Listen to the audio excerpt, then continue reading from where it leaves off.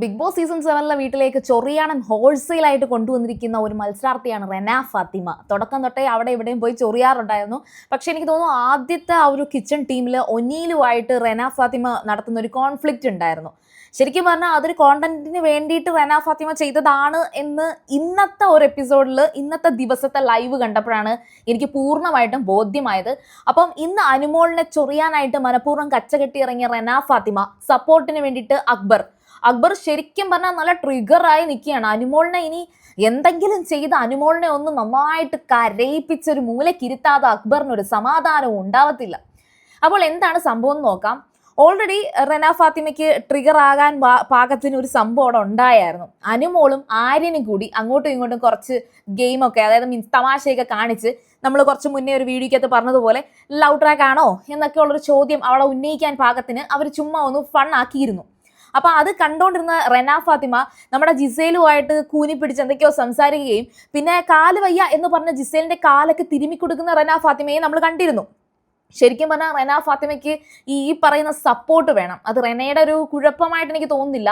ബാക്കി എല്ലാവരും റെനയെ കാണുന്നത് പ്രത്യേകിച്ച് വോയിസ് ഇല്ലാതെ ഒരു കൊച്ചുകുട്ടി എന്നുള്ളൊരു രീതിയിൽ അവിടെ ഒരു ഡിസ്ക്രിമിനേഷൻ അവിടെ നടന്നിരിക്കാം. അതുകൊണ്ട് തന്നെ ആയിരിക്കാം റെനയ്ക്ക് ഇവർക്കൊപ്പം എങ്ങനെയെങ്കിലും ഒരാളുടെ ഒപ്പം നിൽക്കാനുള്ള ഒരു വാശി കാണിക്കുന്നത്. പക്ഷേ റെന ഫാത്തിമ തുടക്കം തൊട്ടേ ഒരു സ്റ്റാൻഡേർഡ് കീപ്പ് ചെയ്ത് കളിച്ചിരുന്നുവെങ്കിൽ, അനാവശ്യമായിട്ടുള്ള ഈ ഒരു ബഹളവും കൊഞ്ഞനം കുത്തലും ഒക്കെ ഒന്ന് അവസാനിച്ചിരുന്നെങ്കിൽ നന്നായിട്ട് സംസാരിക്കാനും അറിവുള്ളൊരു കുട്ടി ആയിരുന്നു റെന. പക്ഷെ അത് ആള് തുടക്കം തന്നെ അങ്ങ് ഇല്ലാണ്ടാക്കി. അപ്പൊ ഇപ്പോൾ ശരിക്കും പറഞ്ഞാൽ ജിസേലിന്റെയും ആര്യന്റെയൊക്കെ ഒരു നിഴല് പോലെ മാത്രമാണ്. നമ്മൾ ഗ്രൂപ്പിസം പറയുമ്പോൾ അക്ബർ അപ്പാനി പറയുന്ന പോലെയും അല്ല.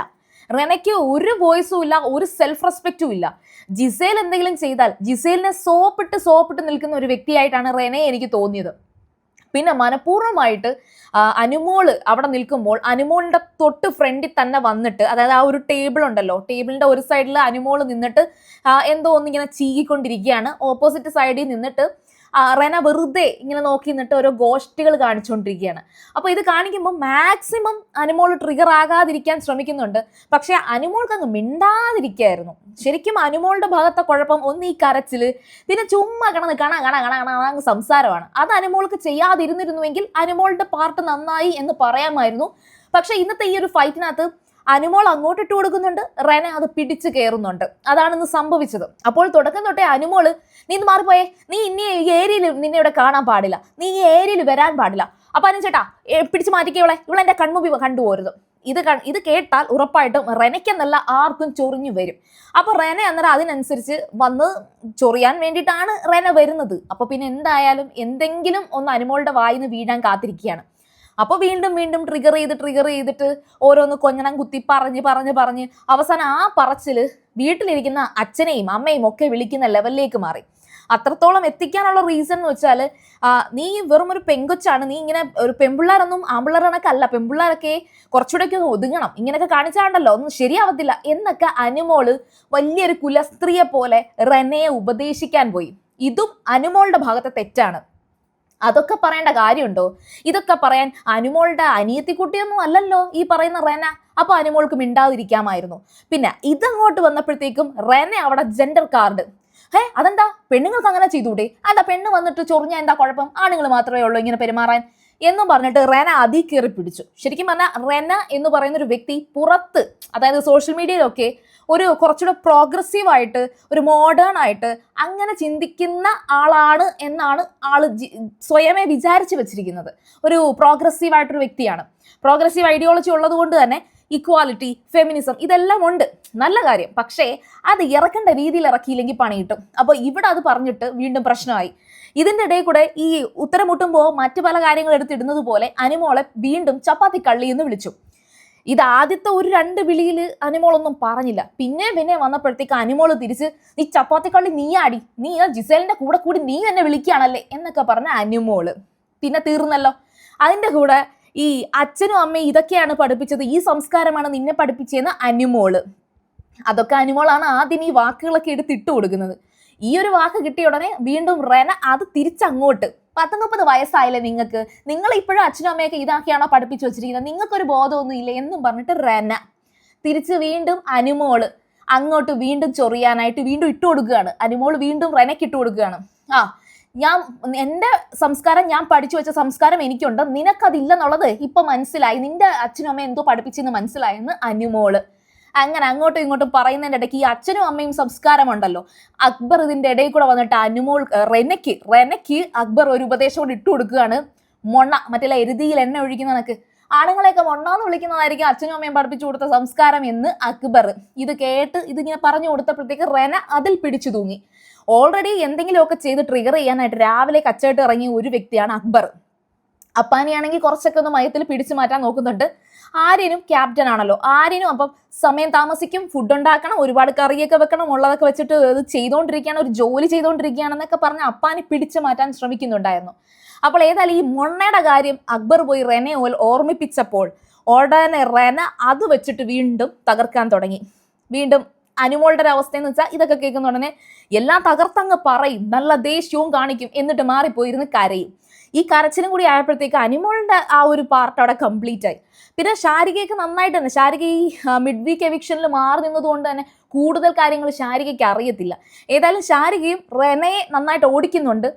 റെനയെടുത്തും പറയുന്നുണ്ട്, നീ മിണ്ടാതിരുന്നിരുന്നെങ്കിൽ നീ പറഞ്ഞതിനൊക്കെ കാരണമുണ്ട്, പക്ഷെ നിനക്കും വലിയ ക്വാളിറ്റി ഒന്നും ഇല്ല, നീയും പ്രത്യേകിച്ച് കൂടുതലൊന്നും സംസാരിക്കേണ്ട, നീയും കണക്കാണെന്നുള്ള രീതിയിൽ ശാരിക അവിടെ സംസാരിക്കുന്നുണ്ട്. അപ്പോൾ ഈ ഒരു ഭൂകമ്പം അവിടെ സംഭവിച്ചുകൊണ്ടിരിക്കുന്നതിൻ്റെ ഇടയിൽ ഒരു അറിയിപ്പ് ബിഗ് ബോസ് കൊണ്ടുവന്ന് കൊടുക്കുന്നുണ്ട്. അനുമോള് ബാറ്ററി ഒരെണ്ണം മാത്രമായിട്ട് മാറ്റരുത്, 2 ബാറ്ററിയും കൂടെ മാറ്റുകയെന്ന്. ഇത് വന്ന് വിളിച്ച് സംസാരിക്കുന്നത്, അതായത് അക്ബറാണ് ആ നോട്ടീസ് വായിക്കുന്നത്. വായിക്കുമ്പോൾ കുറച്ച് ഇട്ടുകൂട്ടി പറയുന്നുണ്ട്. അപ്പോഴാണ് അനീഷ് വരുന്നത്. അനീഷ് അങ്ങോട്ട് അത് എടുത്തു വെച്ചിട്ട്, അനുമോളെ അങ്ങനെയല്ല, ബാറ്ററി അങ്ങോട്ട് മാറ്റണം, ഇതിപ്പം ബിഗ് ബോസ് പറയണമെങ്കിൽ ഉറപ്പായിട്ടും അനുമോൾ എന്തോ പ്രശ്നം ചെയ്തിട്ടുണ്ടല്ലോ, അപ്പം അനുമോൾ അത് ശ്രദ്ധിക്കണം. പക്ഷേ ഞാൻ ആലോചിച്ചത്, ഇതൊക്കെ എവിടെ പോയി ഇരുന്ന് അനീഷിനെ കുറച്ച് ദിവസമായിട്ട് ഞാൻ കാണുന്നില്ല. നിങ്ങൾക്ക് ആ ഒരു മിസ്സിങ് ഫീൽ കിട്ടിയിട്ടുണ്ടെങ്കിൽ എന്തായാലും ഒന്ന് പറയണേ. അനീഷ് ശരിക്കും പറഞ്ഞാൽ അന്നത്തെ ഒരു മോർണിംഗ് ടാസ്കിൽ കിടക്കുകയാണ്. വീട്ടിലുള്ള എല്ലാവരും അനീഷിനെ കുഴപ്പക്കാരൻ എന്ന് പറഞ്ഞതോടുകൂടി അനീഷ് ഒന്ന് ഒതുങ്ങിയതുപോലെ എനിക്ക് തോന്നി. അപ്പോൾ ഇത്രയും വരെയാണ് ലൈവിൽ ഇപ്പം നടന്നുകൊണ്ടിരുന്ന സംഭവം. അപ്പോൾ കിച്ചണിൽ നടന്ന ആ ഒരു അടി, അത് അനുമോളും റെനയും തമ്മിലുള്ള അടിയിൽ 2 പേരുടെ ഭാഗത്തും ഒരു ന്യായവുമില്ല. റെന കുരുത്തക്കേട് കാണിക്കാൻ വേണ്ടി വന്നു, അതിന് കാരണം സ്ട്രാറ്റജിയാണ്. എന്തെങ്കിലുമൊക്കെ കോണ്ടന്റ് ക്രിയേറ്റ് ചെയ്യാൻ റെനയ്ക്കും വേണമല്ലോ അവസരം. പക്ഷെ അത് ഏറ്റുപിടിച്ച് ഓരോ പ്രശ്നങ്ങളും ഓരോ വാക്കുകളും ഇട്ടുകൊടുത്തത് അനുമോള്. അപ്പോൾ അനുമോള് തിരിച്ച് അങ്ങോട്ട് സംസാരിച്ചതിനനുസരിച്ച് വീണ്ടും റെന സംസാരിച്ചു. അപ്പോൾ 2 പേരുടെ ഭാഗത്തും ന്യായമൊന്നുമില്ല, 2 പേരും അവിടെ ഓരോന്ന് സംസാരിച്ച് പ്രശ്നങ്ങൾ ഉണ്ടാക്കുകയാണ് ചെയ്തത്. ഏതായാലും കുറച്ചധികം സ്ക്രീൻ സ്പേസ് റെനയ്ക്കും കിട്ടി, അനുമോൾക്കും കിട്ടി. പിന്നെ ഇടയ്ക്കൂടെ കയറിയ അപ്പാനിക്കും അക്ബറിനും ശാരികയ്ക്കും ആര്യനും, പിന്നെ ഇടയ്ക്കൂടെ ആ സരിക, കലാഭവൻ സരിക, ആ ഉള്ള കലാഭവന്റെ പേര് വിളിച്ച് നശിപ്പിക്കാൻ വേണ്ടിയിട്ടാണ്. പുള്ളിക്കാരിയാണെങ്കിൽ ഒരിടത്തൊരു നിലപാടില്ലാതെ നിൽക്കുകയാണ്. പിന്നെ ബിന്നിയാണെങ്കിൽ ആദ്യത്തെ ആഴ്ചയിൽ നിന്ന് ഇപ്പം ഭയങ്കര ഗ്രാഫ് താഴോട്ടാണ്. ബിന്നിക്ക് പ്രത്യേകിച്ചൊന്നും ഇപ്പോൾ ഇല്ല. മറ്റേ ആ ഒരു കിച്ചണിലൊക്കെ നിന്ന സമയത്ത് ഭയങ്കര ആക്റ്റീവായിട്ട് നിന്ന ബിന്നി ഇപ്പം ഈ കൂട്ടത്തിൽ മാറി നിന്ന് ഇങ്ങനെ ഓരോ കമൻറ്റ് പറയുക എന്നുള്ളതല്ലാതെ വലിയൊരു ആക്റ്റീവായിട്ട് ഫീല് വരുന്നില്ല.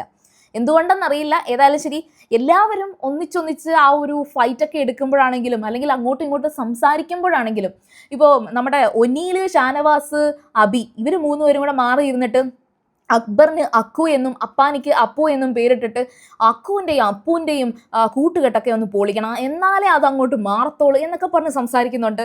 അപ്പോൾ ഇവരൊക്കെ കുറേ പേരൊക്കെ ആക്റ്റീവായിട്ട് പിന്നെയും ആ വന്ന കണക്ക് തന്നെ ആ ഒരു ഫ്ലോയിൽ പോകുന്നുണ്ട്. അനീഷ് കുറച്ച് ഡൗൺ ആണ്, ബിന്നി കുറച്ച് ഡൗൺ ആണ്, പിന്നെ സരിക തുടക്കത്തെക്കാട്ടിയും കുറച്ചുകൂടെയൊക്കെ ബെറ്റർ ആണ്. പക്ഷെ സരികയും പോകുന്നത് ഒരു നെഗറ്റീവ് കമൻറ്റിലോട്ടാണ്, അതായത് പ്രേക്ഷകർ ഒരു നെഗറ്റീവായിട്ട് സംസാരിക്കുന്ന നിലയിലേക്കാണ്. അപ്പോൾ ഏതായാലും ശരി, അടുത്ത ലൈവ് വിശേഷങ്ങളുമായിട്ട് എത്താം. അതിനു മുമ്പിട്ട് നിങ്ങൾ സീരിയൽ ഗ്രാൻഡ് ആദ്യമായിട്ടാണ് കാണുന്നതെങ്കിൽ ചാനൽ ഒന്ന് സബ്സ്ക്രൈബ് ചെയ്തിരിക്കുക. വീഡിയോ ഇഷ്ടമായാൽ ലൈക്ക് ചെയ്യുക, കമൻറ്റ് ചെയ്യുക, ഷെയർ ചെയ്യുക. അപ്പോൾ ഞാൻ പോയി വരാം. ബൈ.